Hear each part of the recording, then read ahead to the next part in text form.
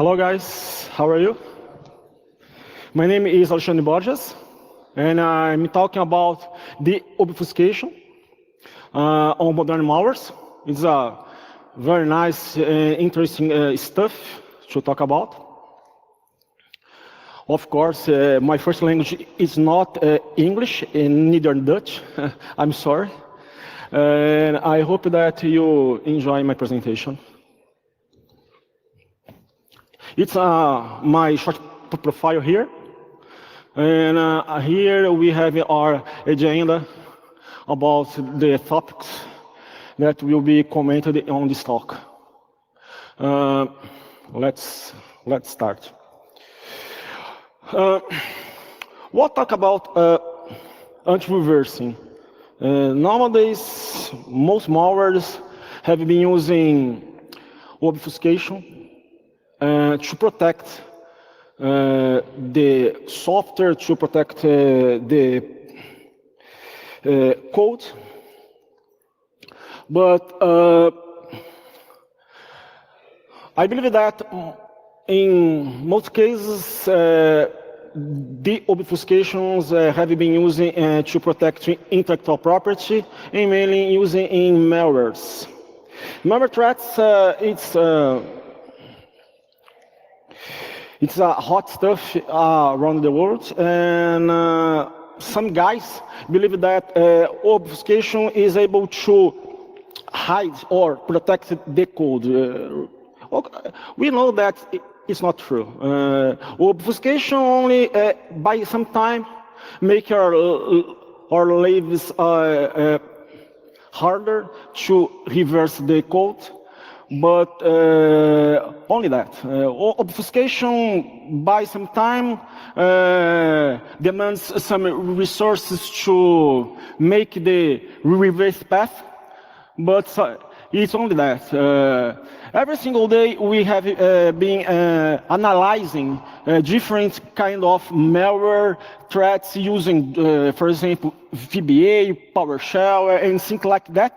But in this case, this kind of malware is using very basic obfuscate techniques, and sophisticated malwares, mainly this kind of malwares that I will comment here, use very complicated techniques. Of course, we can use the IDA Pro SDK to write plugins every single day to extend its functionalities, to analyze some code and the data flow. We can try to automatizing a process, unpacking process, and mainly we can write loaders to analyze, for example, MBR code. MBR code is a kind of interesting code because current malwares trying to infect MBR and UEFI to compromise the systems and platform. Unfortunately for us, most packers and protectors like Temida, like VM Protect, SharkSun, and Agile.net use very hard obfuscation techniques. And our job is try to reverse and handle this kind of complexity.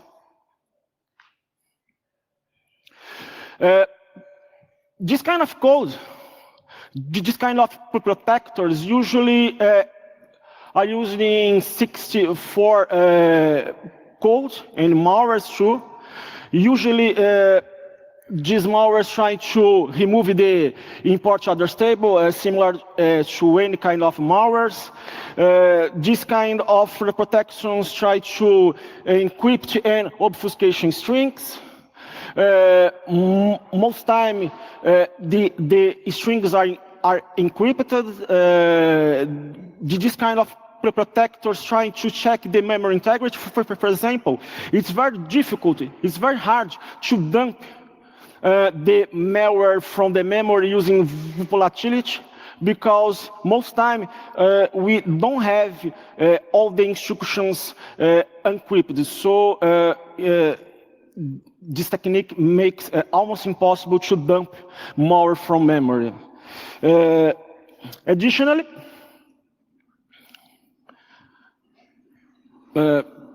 packers similar to Temida, VM Protect, and things like that, use a kind of virtualization. So we have the following situation.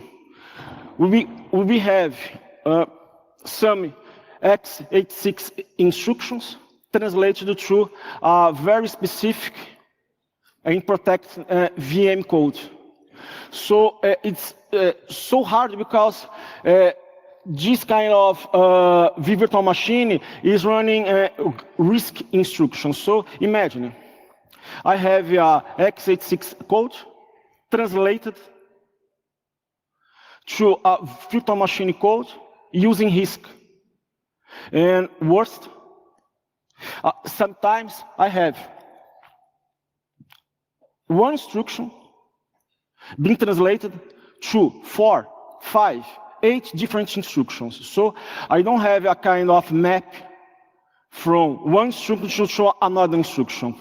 Sometimes I have one instruction being translated to very different instructions inside the VM virtual machine code. When you use .NET protectors, example, protectors such as Agile.NET, these guys try to rename classes, methods, fields, and external reference. So make our lives so difficult. Some packers, as I mentioned, try to encrypt the instructions. So we have a very complicated scenario because I have x86 instruction being translated to a virtual instruction, and this instruction is encrypted on the memory. So we need to decrypt these instructions and reverse the process to find the original instructions. It's a very time-consuming work and job, and I believe that it takes some time to do that. Most packers, most protectors are based on stack, so it's, this kind of technique makes almost impossible to handle virtualized code statically. So you need to make or use some kind of emulation trick or even a dynamic emulation trick. Most of these codes are polymorphic. So as I told you, I have one instruction being translated to several different instructions. It's not possible to make a map from the x86 instruction to the virtualized instruction. These protectors also insert lots of push instructions because my protection is based on the stack, so there are lots of push instructions performing fake pushing in the stack, so make our job a bit harder.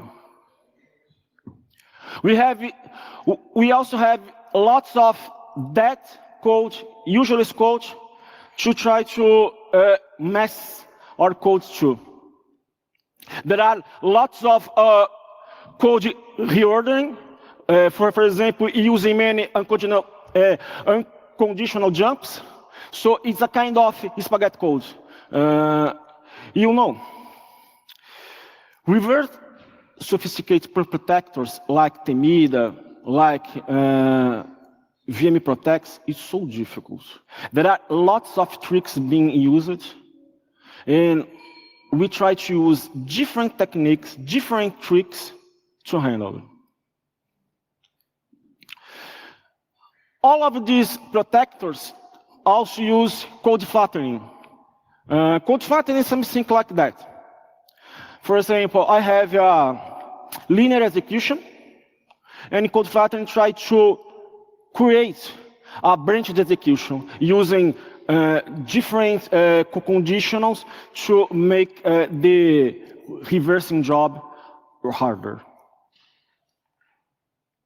It's a small scheme here. For example, I have x86 function being virtualized by a protector. And inside the virtual machine, in the special virtual machine, we have a handler. So for each x86 instruction, I have a handler trying to modify and process these instructions. So we needed to make the reverse process, trying to revert from the virtualized instruction to x86 instruction. Therefore, our job basically is, our job not, the job from the virtualizer is to fetch instruction, decode it because most of them are encrypted, and after that, find a handler and execute this handler. So you can imagine, you can think about virtual machines, in this case, as a kind of set of handlers, one or more handler trying to process x86 instructions. And there are several kinds of tricks being used inside this kind of protectors. For example, constant unfolding. Basically, this technique tries to replace a constant by a bunch of code, which results in the same constant. Pattern-based obfuscation, trying to exchange one instruction by a set of equivalent instructions. We have, for example, many inline functions being called from the virtualized code. We have many anti-VM techniques, obviously. We have dead code, tons of dead code there. And we have code duplication. In this case, is very specific because I have different branches of code arrive at the same point. This technique trying to make some confusion in our minds. We have some kind of indirection, control indirection. For example, here, call instruction try to update the stack pointer, and in the return point, it's a kind of trick to skip some instructions, so make this instruction dead. We have different kind of exception manipulation there, and mainly opaque predicate. In this case, it's very crucial because we have different conditions. For example, we have 2 or more evaluations using jump if 0 or jump if not 0, back to back. The code try to deceive us, to believe that there are a kind of decision, but at the end, both conditions are a kind of unconditional jump. So we have 2 different branches, but only one branch is taken and the other branch is dead. Of course, we have lots of anti-debugging techniques to bypass, and we have some polymorphism. Most of these protectors try to use self-modification code, like shell codes, to modify the code during the runtime. Well, we have some call stack manipulation too, to try to create several fake return points. So this kind of protection try to hide the real return point, inserting several different fake return points there. It's possible to handle this kind of tricks and obfuscation. Yes, it's possible. For example, we have recursive substitution using metasm, and we have symbolic equation system also using metasm and miasm. Obviously, we have very good plugins in IDA Pro using, for example, code Virtualizer, we have VM attack, we have VM sweep, and every single plugin try to help us to reverse this kind of code.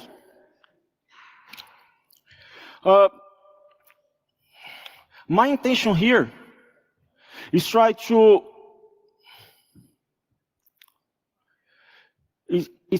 show you easy obfuscation code and try to revert it. For example, imagine this situation. I have only one instruction, add EAX, ECX.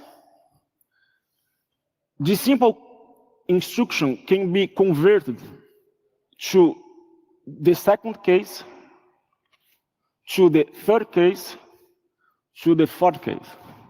The question is, this only instruction is equal to this, this, and this. How can I revert this from stage 4 to stage 1? This kind of method, this kind of trick is seen in every single sophisticated malware that I analyze every single day.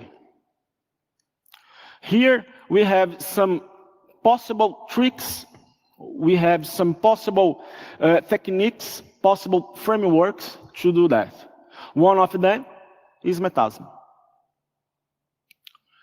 Metasm is a great framework that works as a disassembler, an assembler, compiler, linker. Here, I show you that metasm is written in Ruby. It performs backtracing. It supports several kinds of platforms. It supports several kinds of formats. I show you here how to install metasm.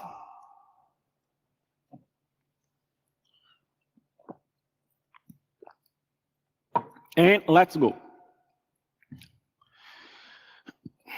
I insert our code from stage 4 here.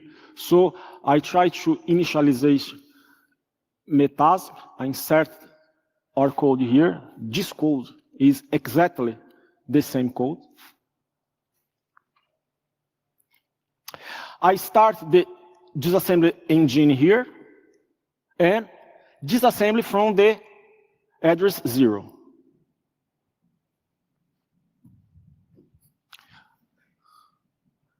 Here, I started the backtrace engine because metasm works trying to execute the code from the bottom to the beginning and making hypotheses. And here, I try to determine what's the effective instruction that this entire code. So, I try to log some execution here, and here, I try to show the effective instruction which might alter the final result. You see, it's a very simple code. I executed here. At the beginning of execution, metasm shows our disassembly code. Execute instruction by instruction, showing us the registers. step by step, in green. And at the end, Metasme shows us that our instruction, all of these instructions, results in only EAX plus ACX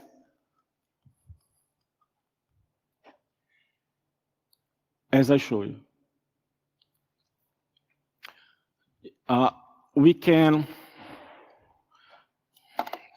I will try to do a little demo here.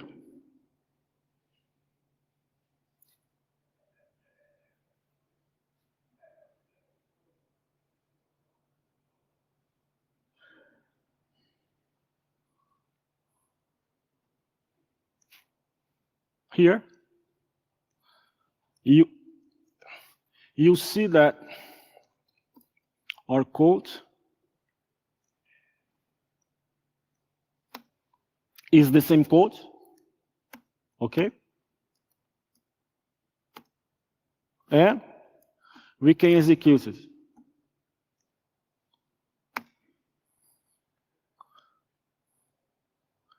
As you see, our final result is here. All of this code results in EAX plus ECX. Return here.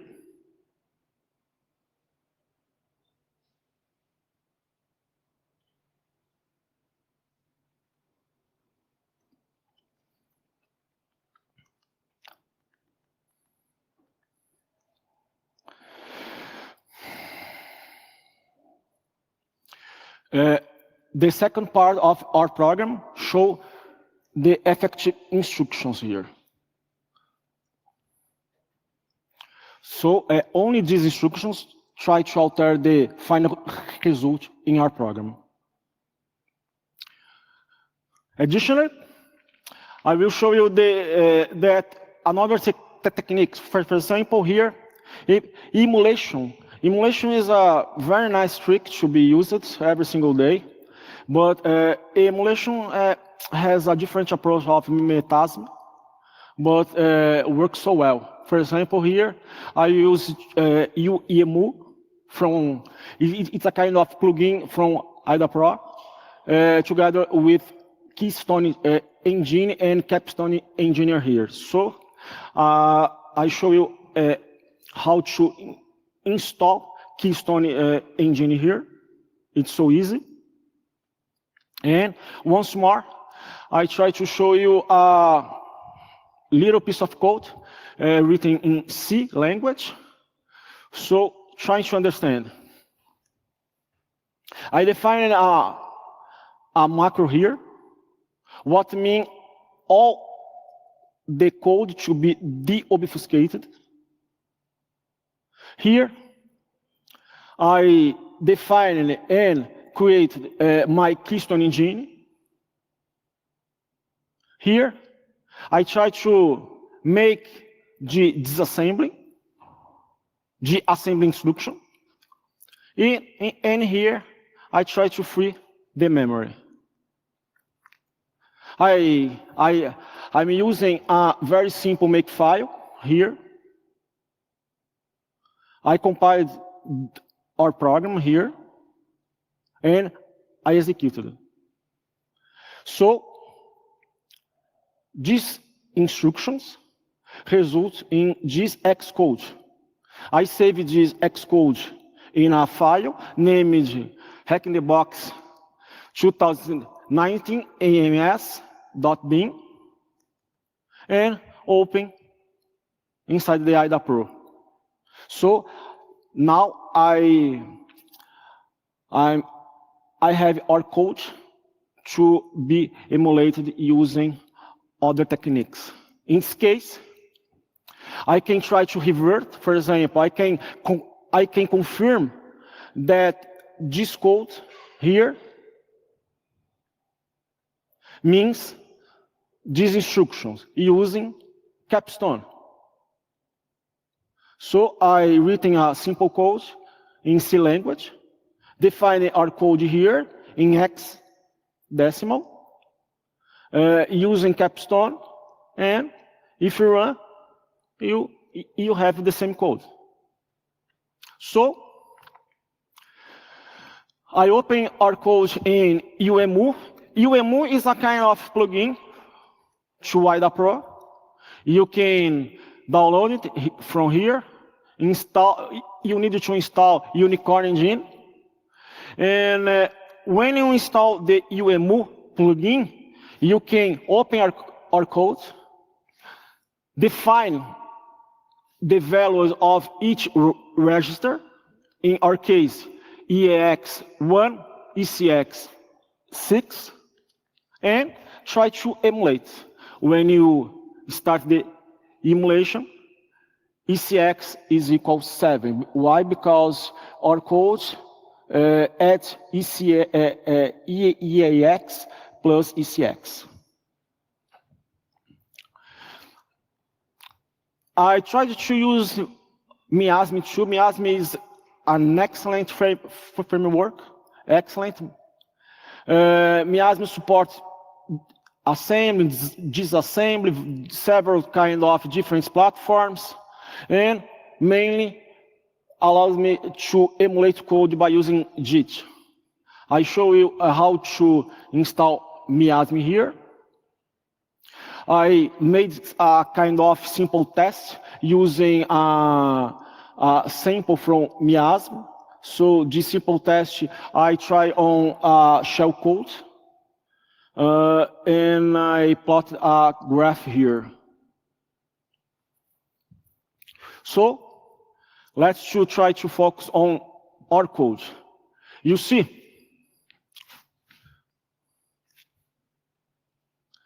I open our code made by Keystone here. I chose x86-32 emulation. I disassembly our code here.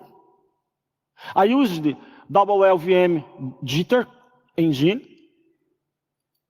I set up the initial address to this address. I set up the EAX to 1, the ECX to 6.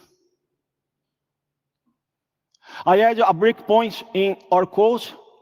The breakpoint is on this address, or the starter address plus the size. And finally, I run the emulation, make a graph. Here, Miasm execution.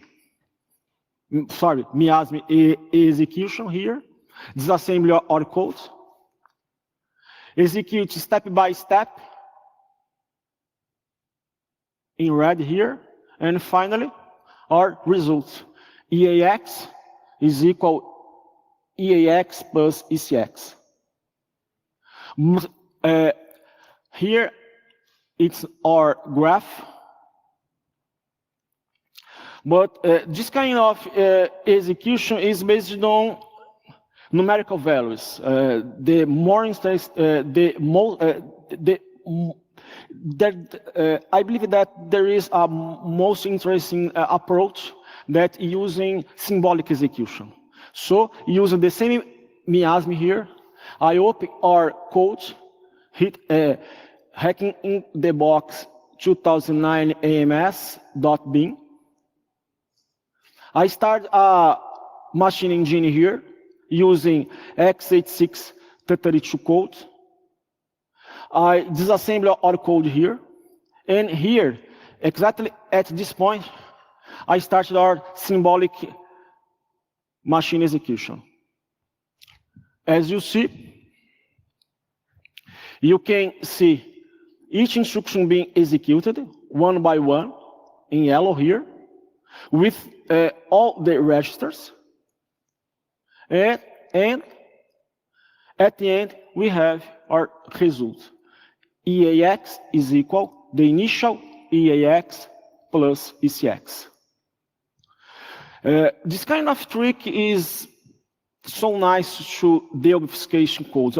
Of course, I chose a very basic code here, but in the daily job, there are many complicated situations and issues that we have to handle, but that's it. Now, let's talk about BIOS and UEFI threats.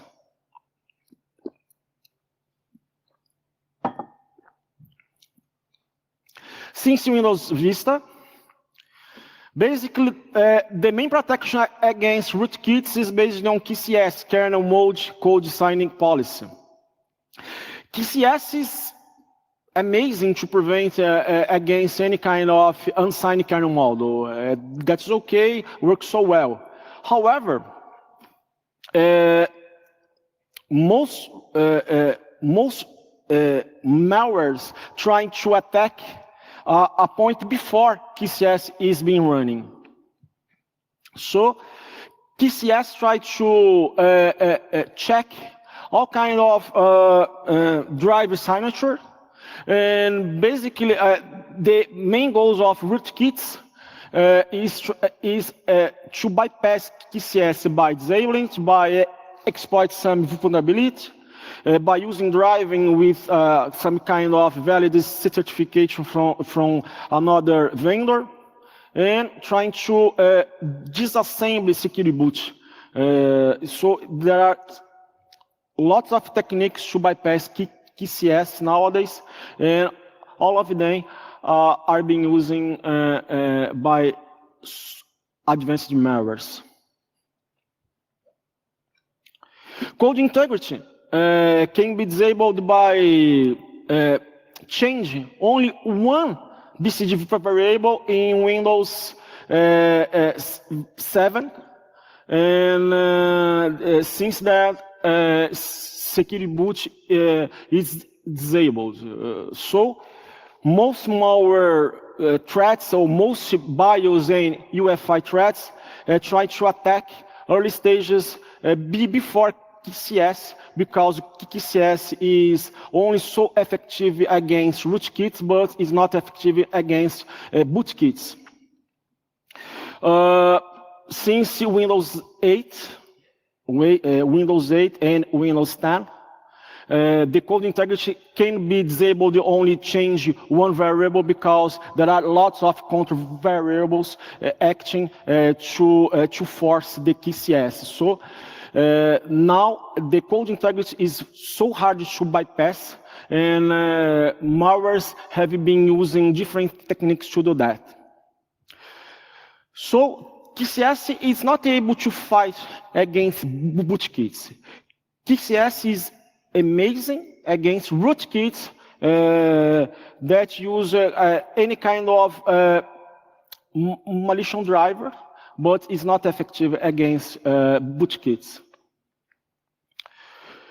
So in this case, we have the security boot to help us, because the security boot check the integrity of Windows boot files and UEFI components, and mainly check the bootload integrity. So during the boot process, we have the KCS acting on the driver loading, but before this point, we have to use a different protection. In this case, we can use security boot to do that. On Windows 10, mainly,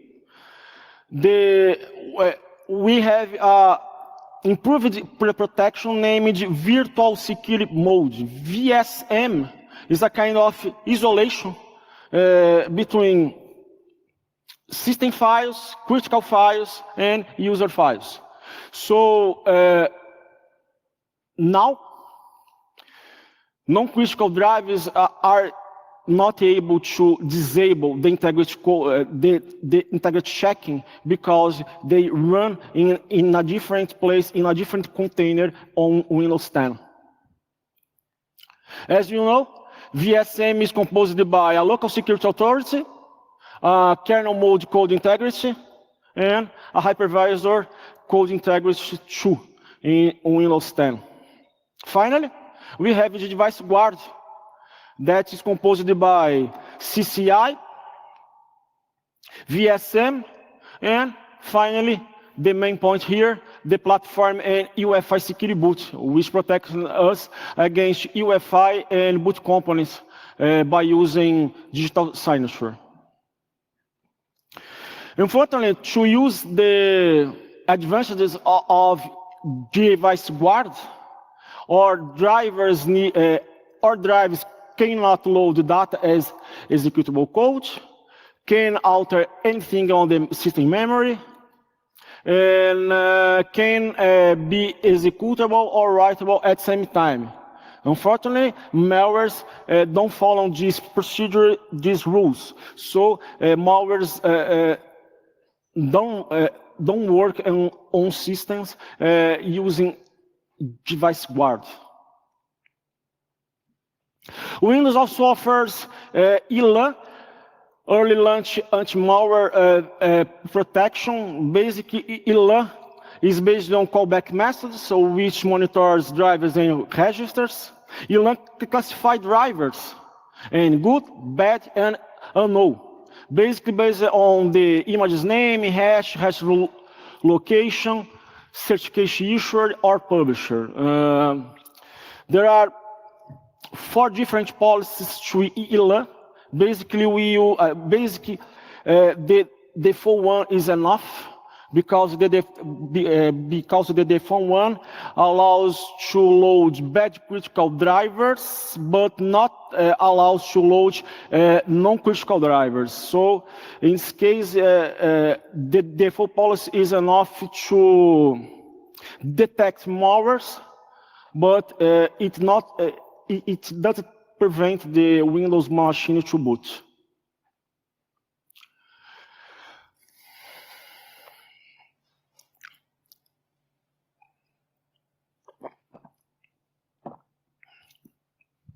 Once more, ELA is excellent against rootkits, but it's not appropriate to bootkits. Why? Because ELA only is running after WinLoad-Z starts its execution.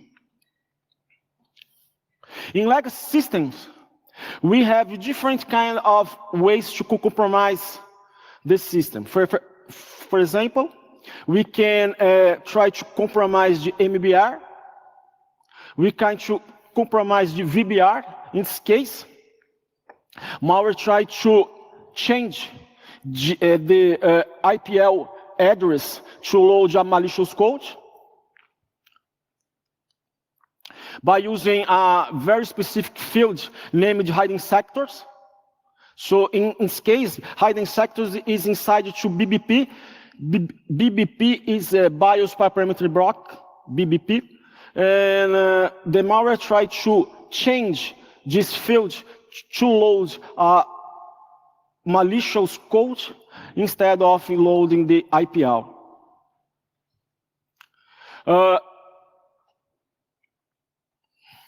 Most time, this malicious code could be loaded from a hiding file system, normally or in the beginning of the disk or in the end of the disk, and this code is encrypted most time.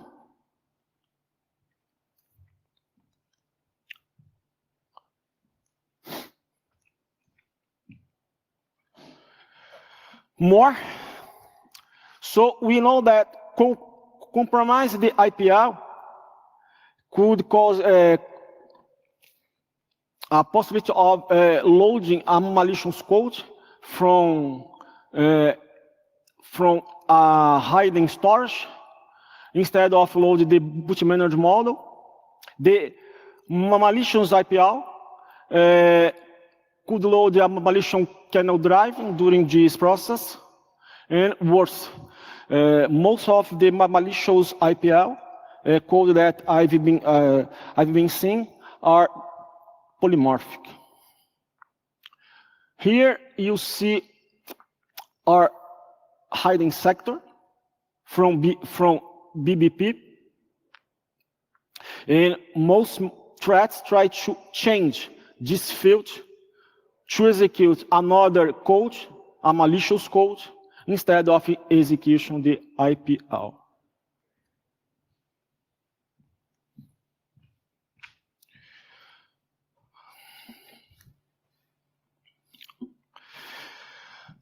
Once the boot manager model is loaded, the malware's goal is try to circumvent the code integrity verification. In this case, in this specific case, the code integrity is handled by the boot manager and WinLoad-Z. So the goal of each malware is trying to circumvent both ones.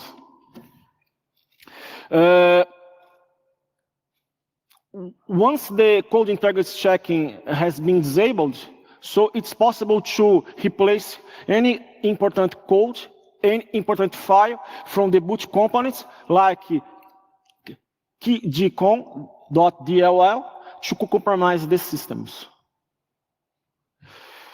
Pay attention here. Modern malwares trying to compromise very fundamental and essential disk services from BIOS, like extend read, extend write, and mainly get drive parameters. Most driver or most malware trying to subvert this specific interruption into that thing. That's a very essential interruption responsible by any kind of reading and writing operation, and trying to compromise the boot manager, the WinLoad-Z, and the kernel too. Here, I tried to show a very simple way, a very simple trick to analyze infected MBR. I extracted the MBR from the disk, and I disassembled using IDA-Pro. Remember, MBR runs in 16-bit code. So here we have a clean MBR, and here we have an infected MBR, in this case from Petya.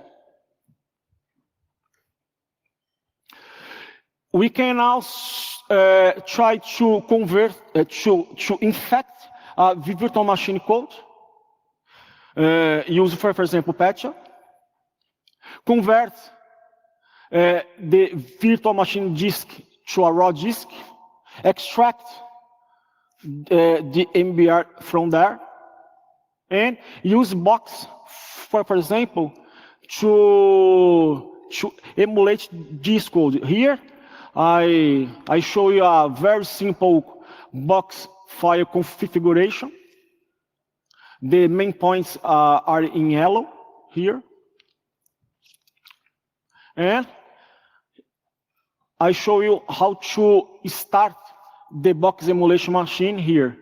So I set up the breakpoint in the classical MBR start point. I list the breakpoint, I start the code, and I disassemble the code when I need. Here, by hitting S, I can execute MBR step by step, code instruction by instruction.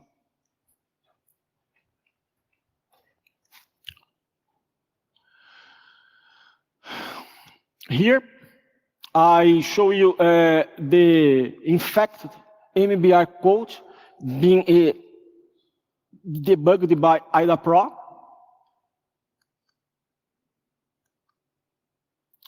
And I try to show a different approach here. We can try to analyze infected MBR code by using IDA-Pro from different ways. In this case, you can download this script from this website, edit it, mainly here, the last two lines to point to your infected MBR.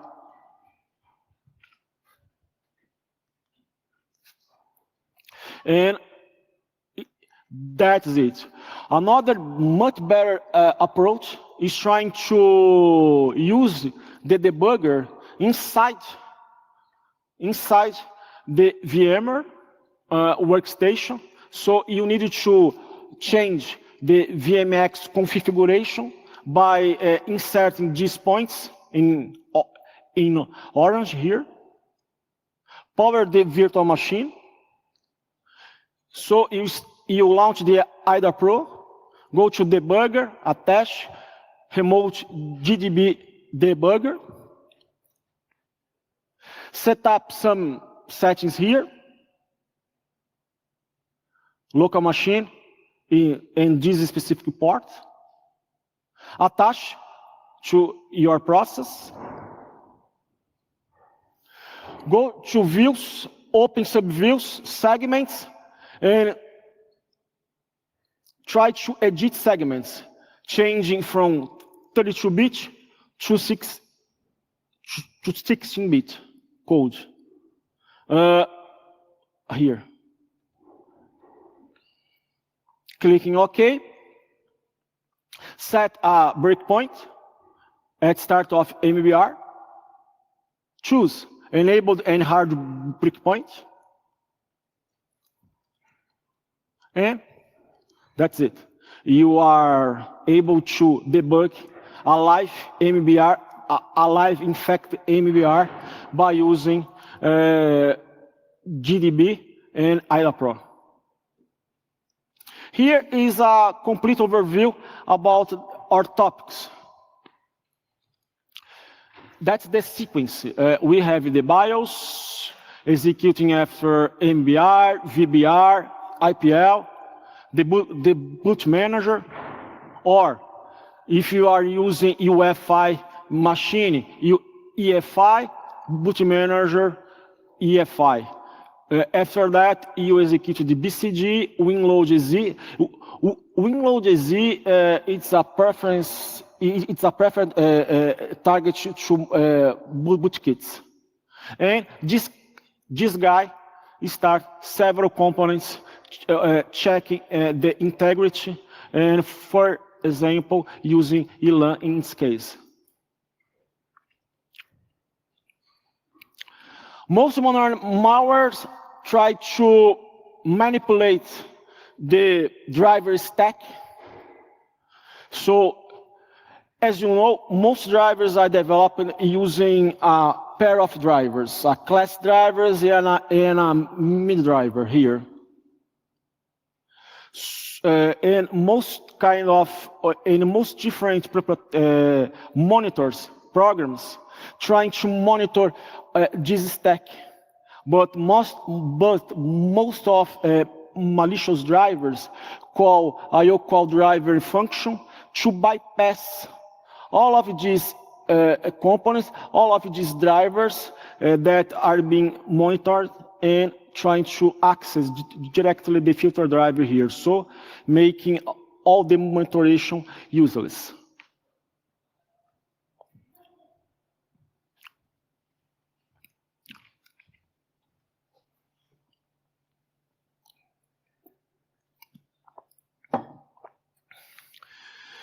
Another possible trick here is try to hook in this handler, MJ internal control handler, to manipulate the data flow to the disk. Most bootkits and rootkits, mainly rootkits, trying to use callback methods. Callback methods is a kind of modern hooking technique. Callback methods allows to being notified when a process or kernel model is mapped into memory, allows to being notified when a thread starts, when the system to shut down. Here, allows to receive any kind of notification before a shutdown, allows to be notified when a process starts or finish, and mainly this technique is well known. Nowadays, most modern malwares try to use callback methods to keep the persistence. For example, when you try to change or to remove the persistence of the malware from the registry, a callback method is called, and the malware is able to put back its entry there. So it's almost impossible to change the register without using any kind of special trick here. Some malwares have been compromised this interruption 1, because this interruption 1 is responsible for handling debug events. Some malwares try to hide the information here in hiding partitions in file system. Other malwares try to hook the drive unload function to prevent anyone to unload the malicious model. Some malwares try to use this specific API and iterate the hard error to force a reboot to load a malicious driver. And few malwares have been using this technique, hooking and using int 19 interruptions to load an infected MBR into the memory.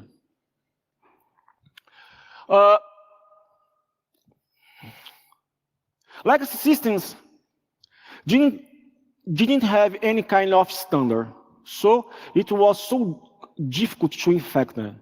Nowadays, using UEFI systems is much easier because there is a standard.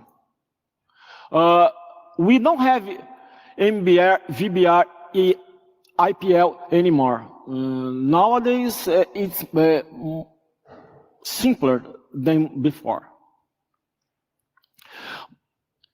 UEFI is stored in a SPI flash.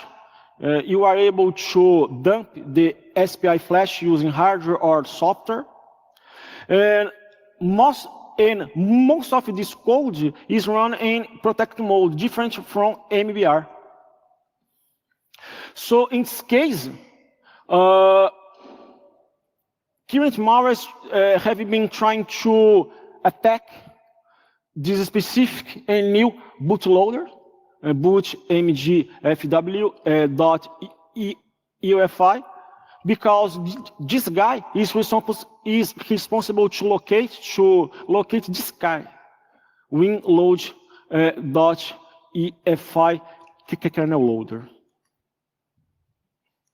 Since in Windows 8, thanks God, there are support to UEFI security boot. Don't make a mess. UEFI security boot is different from OS security boot. UEFI security boot protects us, protects the boot components. For example, OS bootloaders, UEFI GXZ drivers, and so on, from any kind of modification. So in this case, the UEFI security boot is so effective to protect the boot component, the boot process, but it's not effective to protect against any kind of firmware infection.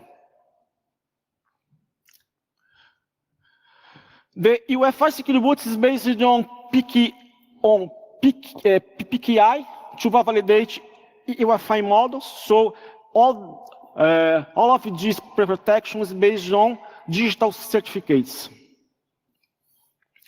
Unfortunately, recently, I discovered that this approach doesn't work with test executable because this kind of specific format not supports the embedded digital signature. So if I don't have digital signature, so I don't have how to protect the code using the certified the signing techniques.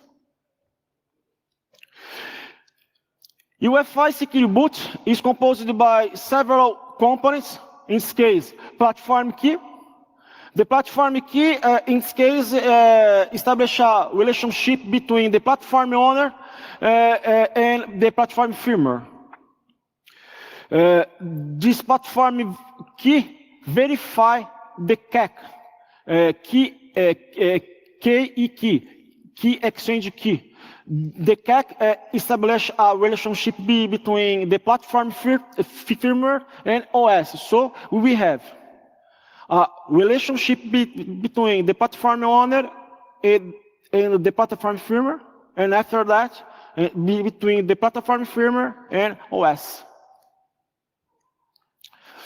The CAC try to verify two databases, DB and DBX.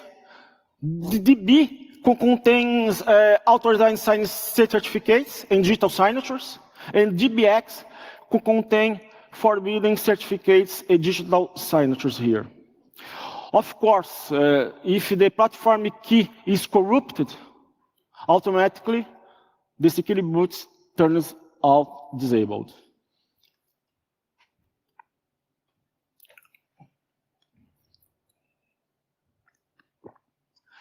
There are two other databases named GBR and GBT. GBR contains the public key used to validate the OS recovery loader signatures, and GBT contains basically the timestamping to prevent using any kind of expired certificates. As you can see, all of the protection is based on integrity of the SPI flash. Of course, if the SPI flash is compromised, everything else is compromised too. Most malwares have been trying to modify the SPI flash content.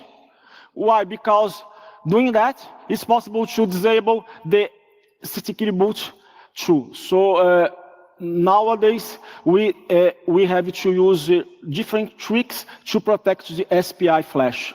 In this case, there are some techniques, some new protections to protect the SPI. Verified boot, which checks the platform firmware, and mainly the measured boot that gets hashed from the boot components and stores in TTPM. The basic process here to boot a UEFI machine is composed by G-sequence, SEC, PI, GXV, BDS, TSL, RT, and NLL, that it's here, but the main components are BDS and GXZ that are responsible for finding the bootloader to boot our system.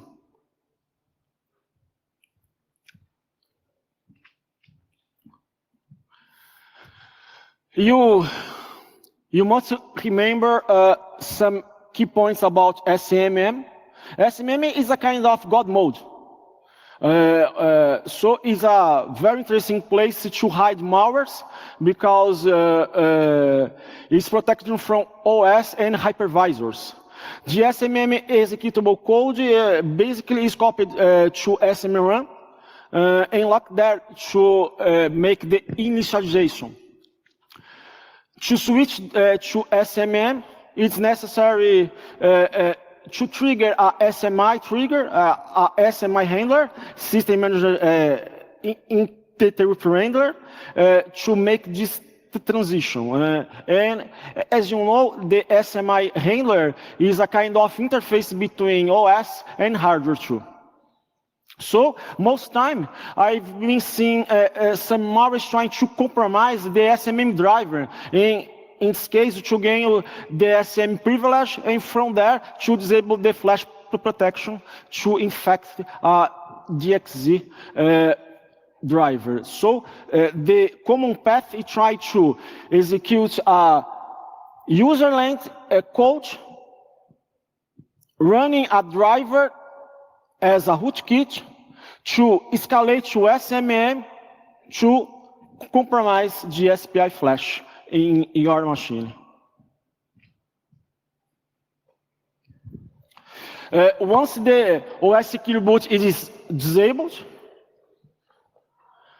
you can manipulate everything in your machine because the patch guard, which protects several areas, and you find them by executing this command on WinDBG, the patch guard only run after the boot process, so it's a very problem for us.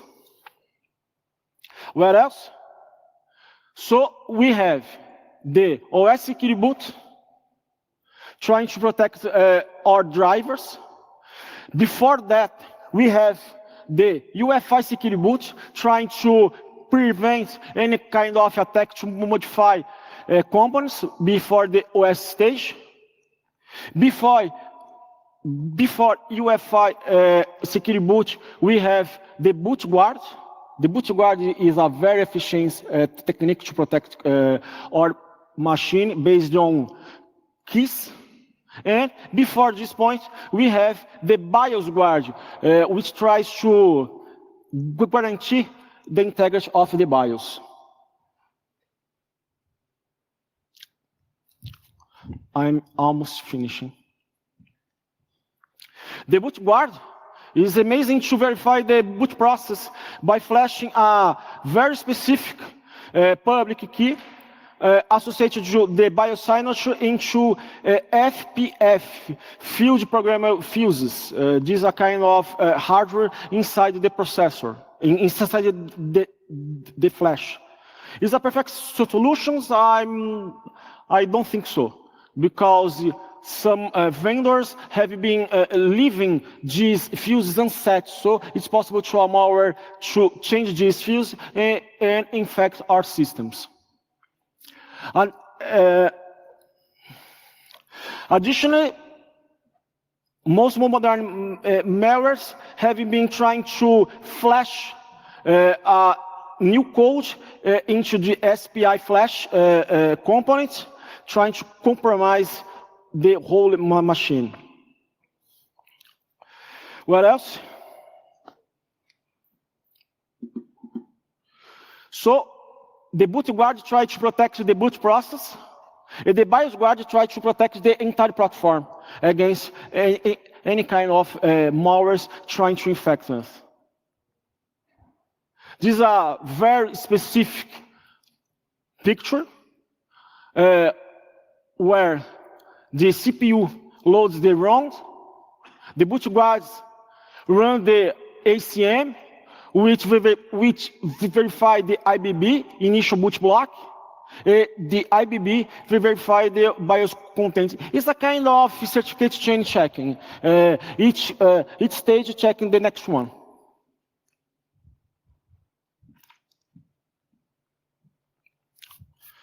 So the BIOS guard try to protect us against any kind of malware trying to infect the platform. So the BIOS guard tries to protect the SPI flash access and mainly the BIOS update. So it's a perfect protection against implants. Here I show you a complete scheme, a complete picture, step by step, since the flash, passing by several UEFI components, boot our system until our applications here. Here I'm using the UEFI tool to analyze SPI flash, and using the same tool to analyze BIOS update. It's amazing because most time I've been seeing malwares trying to change GGXZ drivers here. So it's possible to extract and analyze them in the IDA Pro.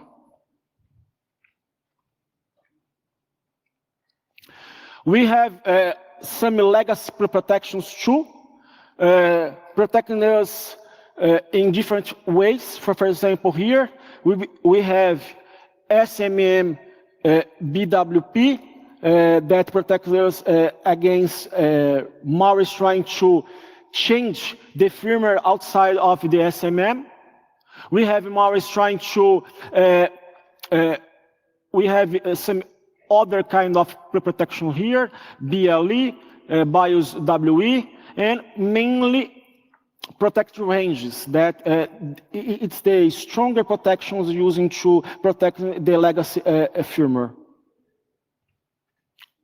Here, I show you how to dump a SPI in your machine by using chipset. Here is a critical case.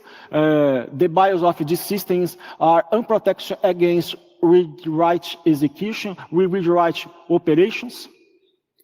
Here, we have that SMM BWP, that means SMM BIOS write protections is disabled, is horrible too, or write protections register are disabled too. So in this case, I found an infected machine because these settings are not set up before. Finally, we have here good news because the flash configuration lockdown is enabled. So the malware could disable the SPI protection ranges, and it's a good news. And here, I found a case recently about that. The malware tried to reset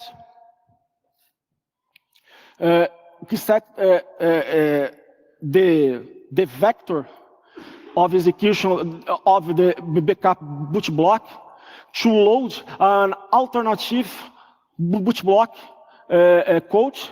And this boot block code was infected. Why?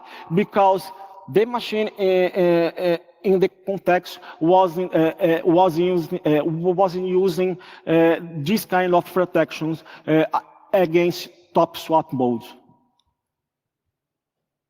Here we have a perfect protection against SMM malwares trying to change the SMM code. And finally, I show you the complete components of your SPI flash for your research. That's it. Thank you so much. Thank you very much. Are there any questions for Alexander?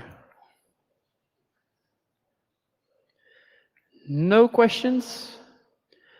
Okay, then it's time to for the coffee break. It's lasts till 4:30, and then we continue here again. Give a warm applause again for Alexander.